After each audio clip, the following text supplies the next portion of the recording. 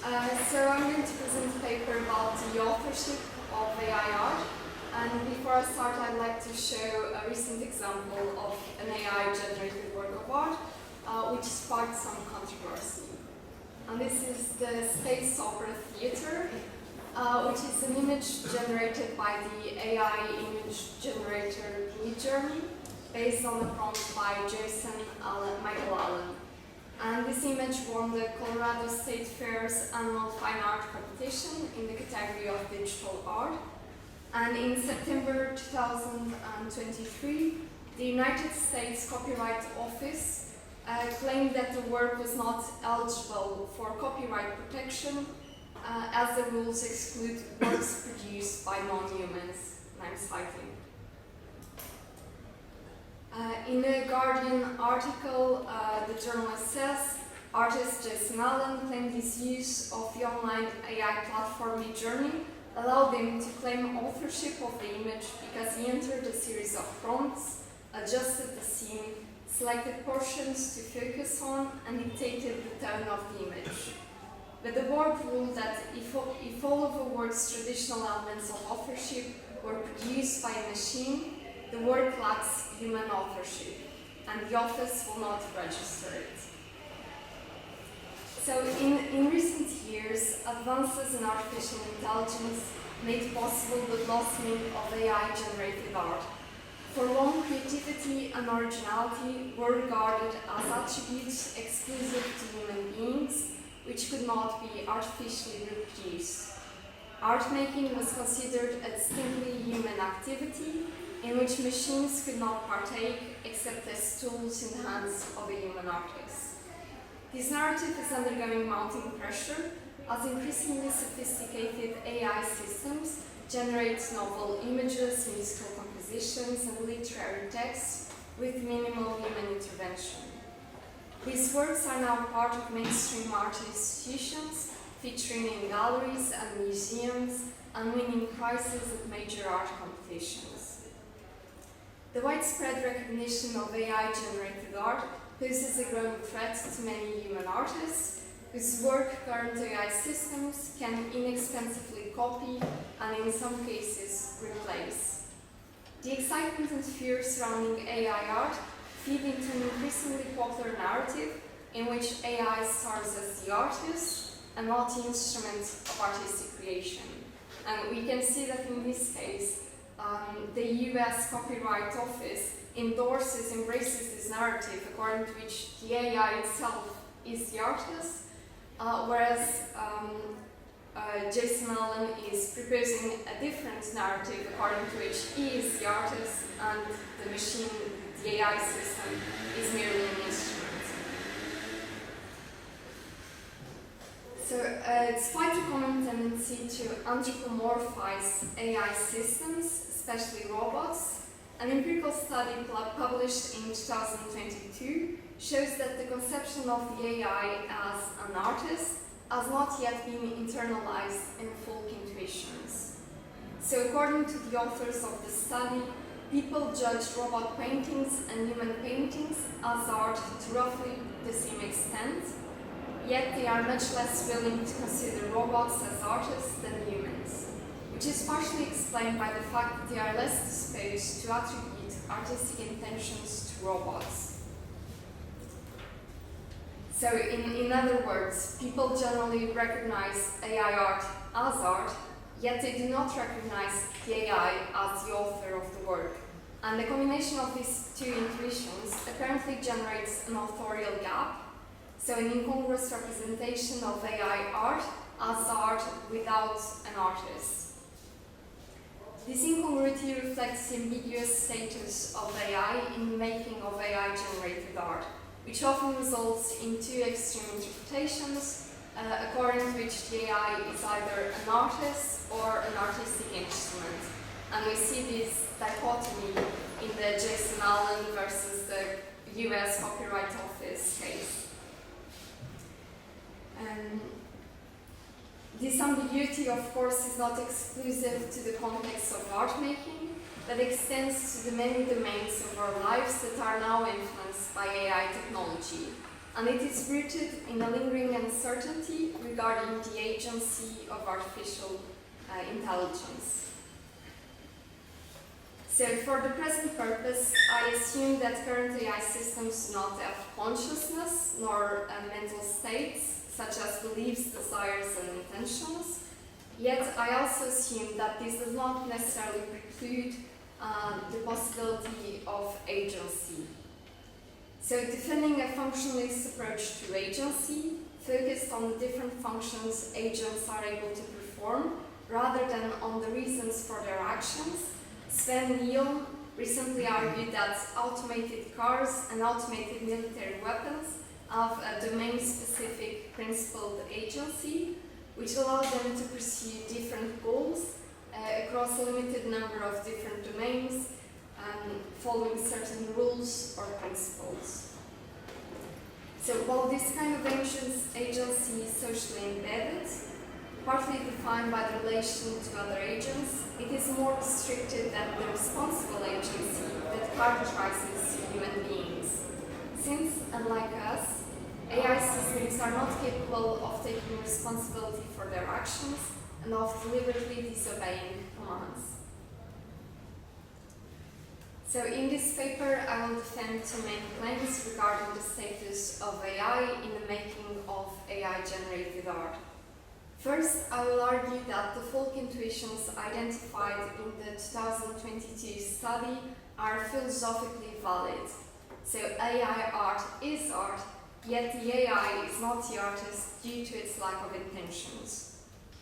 Yet I will also argue that this does not entail an authorial gap, because the relevant artistic intentions can be traced back to one or more human agents involved in the process of art making. I will then argue that the common dichotomy, according to which AI is either an artist or a tool, should be replaced by a more nuanced model of hierarchical collaboration, according to which AI plays the role of an assistant to human artists.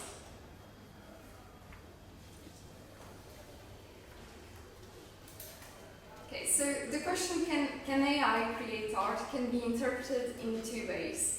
The first of which is AI art really art?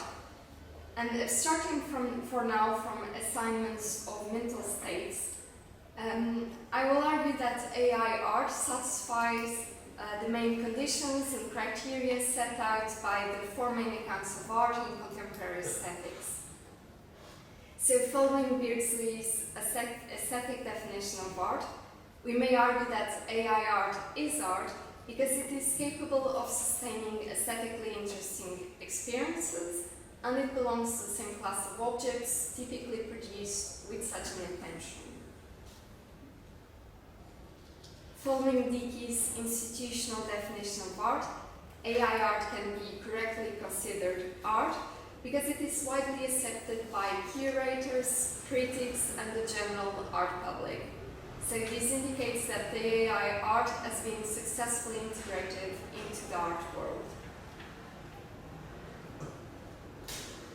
Following Levinson's intentional historical definition of art, AI art is art because it is regarded in the same ways that previously established works of art have been correctly or standardly regarded. Finally, according to Gott's cluster account, AI art is art because it instantiates several properties that count towards something being art, such as possessing positive aesthetic qualities, being formally complex and coherent, and belonging to an established art form. However, all these accounts define art making as an intentional activity, presupposing human or human-like agency.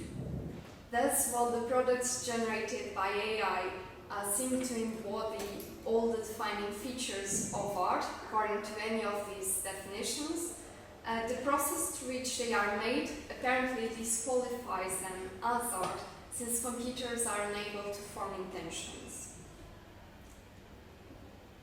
And there are, I think, two ways around this problem. So first, we may expand Beardsley's strategy, arguing that the work of art can either be the product of intentional activity or an object that incidentally belongs to a class of objects that are typically products of intentional activity, and then apply the specifications of each theory. However, this would efface the difference between works of art and natural objects, which can also have aesthetic properties and sustain aesthetic experiences. Moreover, the idea that AI-generated works of art are the result of an accidental arrangement or process is implausible, since their formal features clearly indicate a deliberate and coordinate endeavor. So if you think back to the first work that I've shown, imagine, for example, that you encounter that image without knowing who made the object nor how was the object made. And in this case, even if you do not know whose intentions the work embodies, or which intentions in particular, it is nonetheless obvious that it is the product of intentional activity, much like cave art or other artifacts from remote cultures. Therefore, the second, more reasonable way to address the problem is to assume that an AI-generated work of art is the product of intentional activity, yet these intentions are not formed by the computer itself, but are rather given by some other agent involved in the making of the work. The problem then becomes whose intentions are embodied in AI art, and what does this say about the authorship of the work? The question, can AI create art, can then be more precisely phrased as, is AI art created by AI? Okay, so I will now consider the main reason for fusing the status of artist and author to an AI. And in the present context, I understand artist as the author of one or more works of art, and so I generally use these two terms, artist and author, as roughly equivalents. Okay, so a common argument against ascriptions of authorship to AI concerns the machine's lack of autonomy. As several scholars note, in the creation of AI art, AI is dependent on human intervention in at least 4 stages. So in the development of the AI algorithm, in the creation and implementation of the training set that is used to train the algorithm, the production of the data that is incorporated into the training set, and finally in the selection and presentation of an AI-generated object as a work of art. However, the fact that human actions condition the generative process of an AI and shape the artistic properties of its products does not by itself undermine ascriptions of authorship to an AI system. So throughout history, we can see that many human artists have depended on apprentices and assistants to execute their artistic intentions and projects. More recently, found art and appropriation art use pre-existing objects made by someone else, often with little or no modification. So the fact that the computer depends on human beings for the creation of a work of art does not determine its lack of authorship. What really matters, in my view, is the lack of intentional autonomy. More specifically, the capacity to form, for a computer, an artificial agent, to form their own intentions, including the intention to make art. So referring to an appropriation artist, Sherry Irvin notes, we can see that her project as a project that she chose intentionally, and intentionally pursued, could never relieve her of her responsibility as author of her work. So even if the artists did not produce the object themselves, they still have the power to decide which features are constitutive of the work or to abstain from doing so. And they are thus ultimately responsible for the work. In contrast, while operating with some degree of autonomy in the making of a work of art, computers cannot set their own objectives, depending on human goals and values to direct and regulate their activity. So based on the four human functions listed above, I think that in most, but not necessarily all cases, authorship coincides with the fourth and final function, so the selection and presentation of an AI-generated object as a work of art, which is a choice that remains inaccessible to computers at the present moment and in the near future. So having now located the source of the relevant artistic intentions in a human being, who thereby merits the status of author, we might be led to think that AI is a mere instrument at the disposal of the human artist. However, I will now try to demonstrate that this view is also wrong.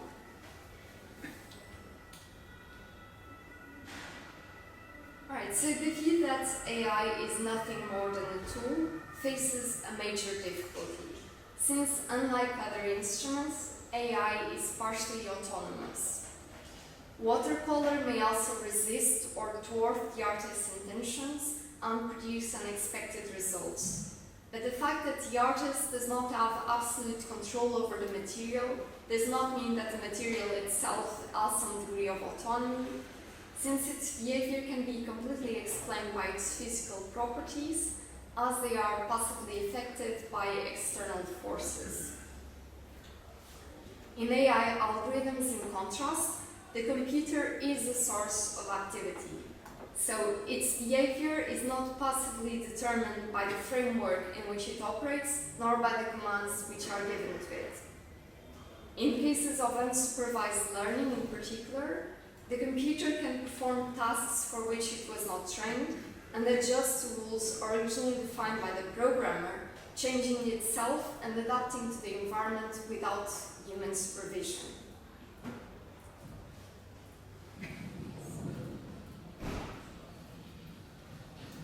So, although current AI programs are far from being full social and moral agents, they have a mitigated form of agency which allows them to pursue goals in a constrained yet relatively independent way and to coordinate with other agents in joint actions.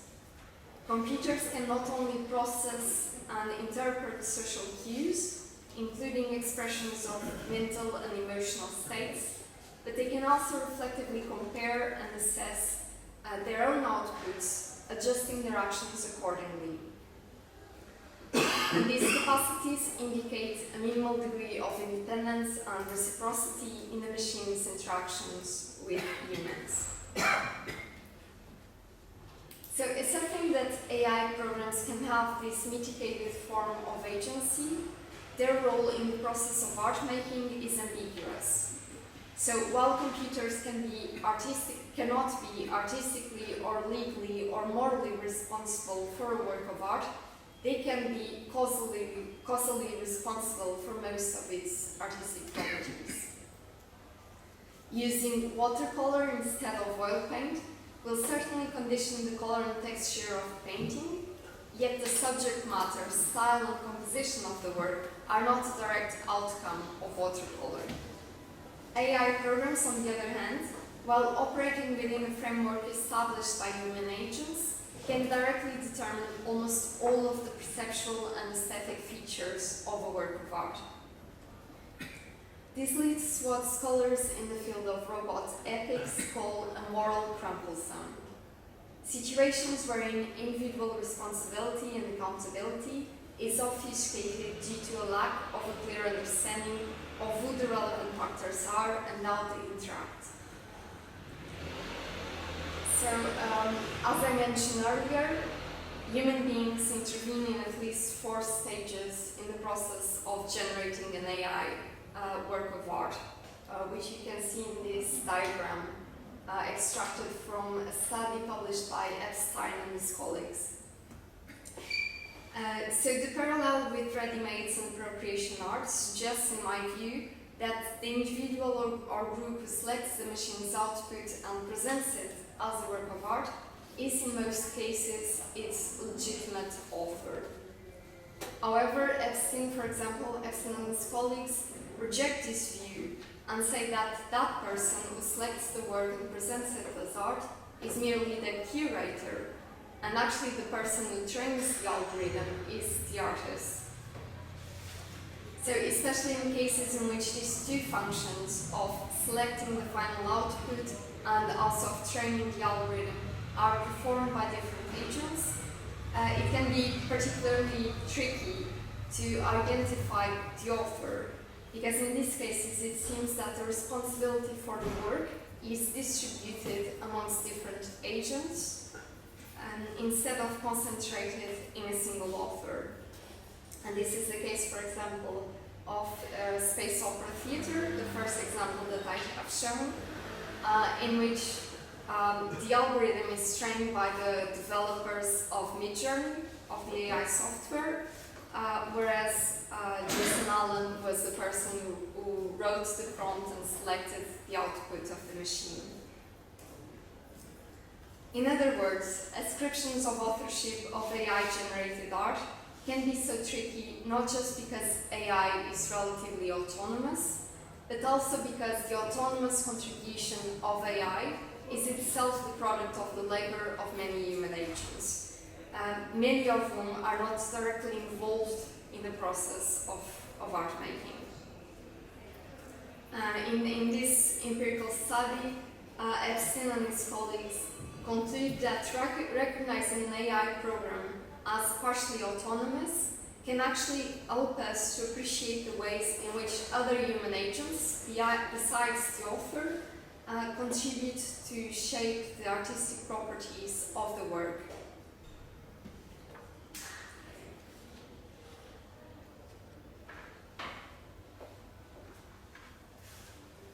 Right, so since the machine incorporates the intentions of a human artist and is part of a joint action to create the work, could it be considered a co-author?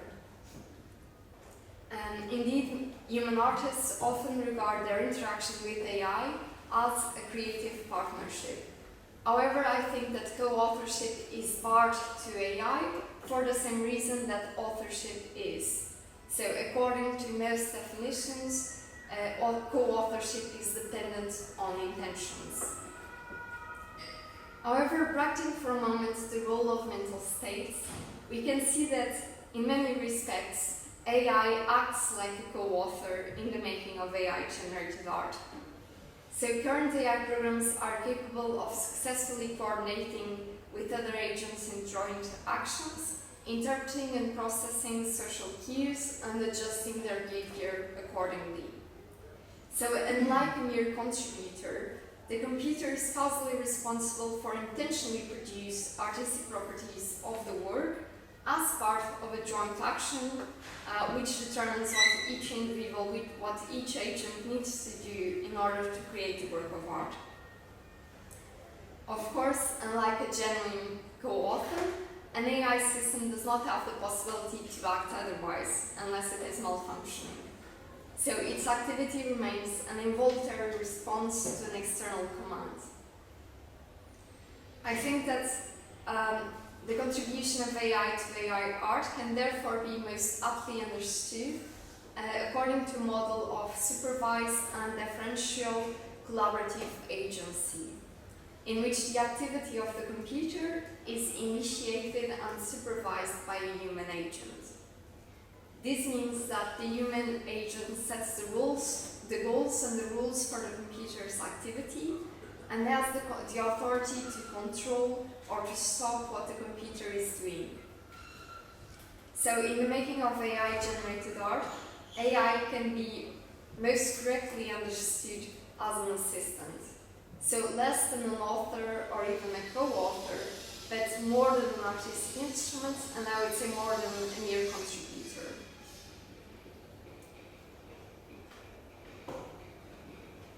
Alright, so I think that understanding AI art as the product of a hierarchical collaboration between a human agent and an artificial assistant allows us to solve two conundrums regarding the authorship of AI-generated works of art.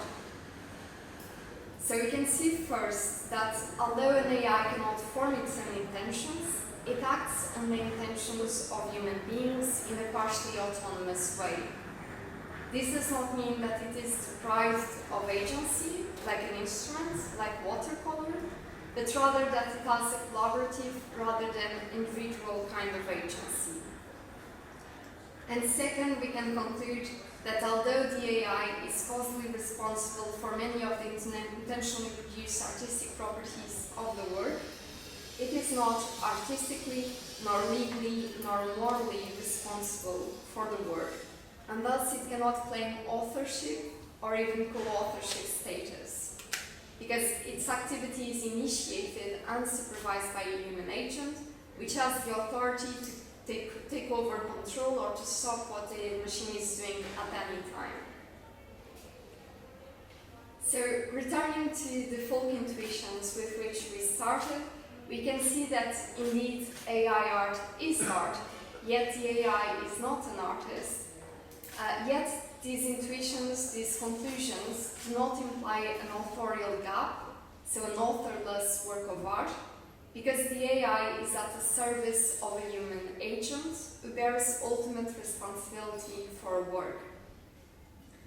In cases in which there are several human interveners and several candidates for the status of author, we cannot assume that authorship lies with any specific predefined function, but we need to see in that specific case who has more responsibility over the machine's output.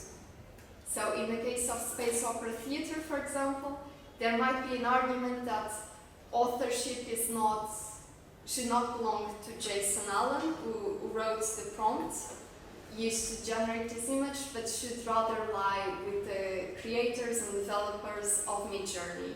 Or there might be a case which I think is more compelling, that in these cases responsibility is distributed among different agents in a regime of co-authorship, or in this case of multiple authorship, since the developers of Midjourney and Jason Allen did not coordinate to create this work.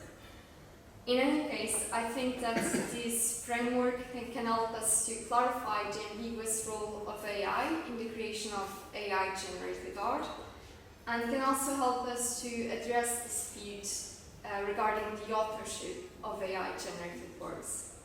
Thank you very much.